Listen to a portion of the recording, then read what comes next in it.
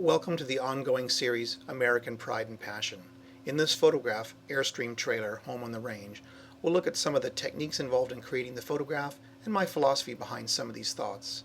This is my friend Brian and myself on the location when we did the actual shot. These were done with cell phones, so excuse the quality. What you're looking at here is the final composition of the AirstreamTrailer and some accessories in the high deserts of California. If you look carefully on the right, you can even see a little satellite dish I included.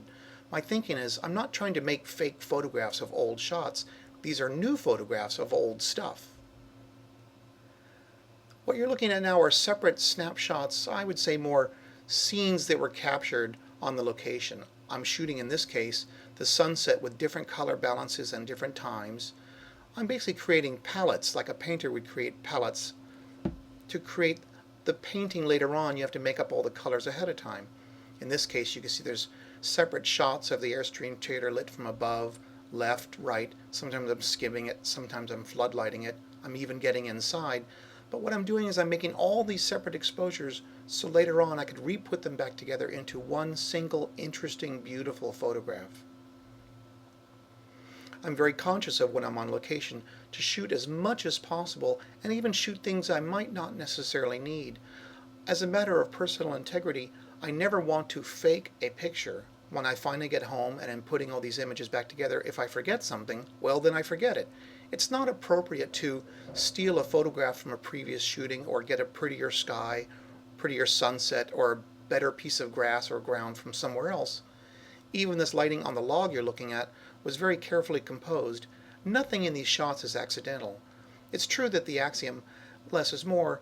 The less there is to work with, the more critical everything is in the picture. What I'm doing now is starting to put these shots back together. This is the first layer, which maybe includes 2 or 3 images already. As I develop more and more layers in the final photograph, you can see the flamencos are starting to show up.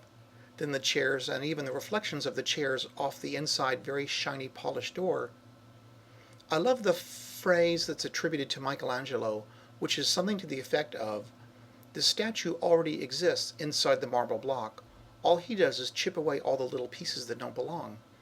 Similarly, I like the idea that all the work I pour into these photographs, along with the volunteers who help me, help reveal the beauty that's already there. Talking about character and integrity and the passions from the people who work with these things, in this case the man who restored it and the people who built them, and the people who go camping to this day with this kind of equipment. I think it's so charming. As I develop more and more layers into the photograph, you see it's really coming alive.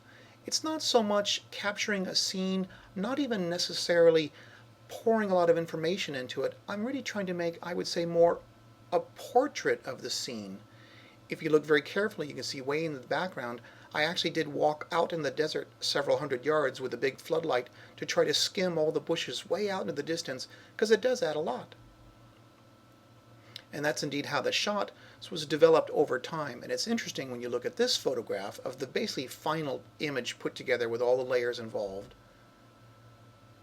And this photograph of the original scene, the only difference between the 2 photographs is the lighting. Of course, one is shot at nighttime, so I can control lighting. But between this shot and this shot, it's basically the same photograph, just different lighting elements involved. And I think that's so interesting. As a last little caveat, it's great to see some close-ups. In this case, the flamenco reflected against the skin of the trailer. You could even see the rivets. The cactus itself, I'm very careful to not light everything too much. I'm still keeping a sense of depth with light on one side and shadow on the other.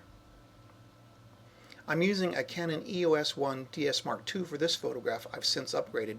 But it's true that these photographs can be done by anybody with a digital camera. Any digital camera can do this. It just takes a little patience. And that's how the photograph came to be.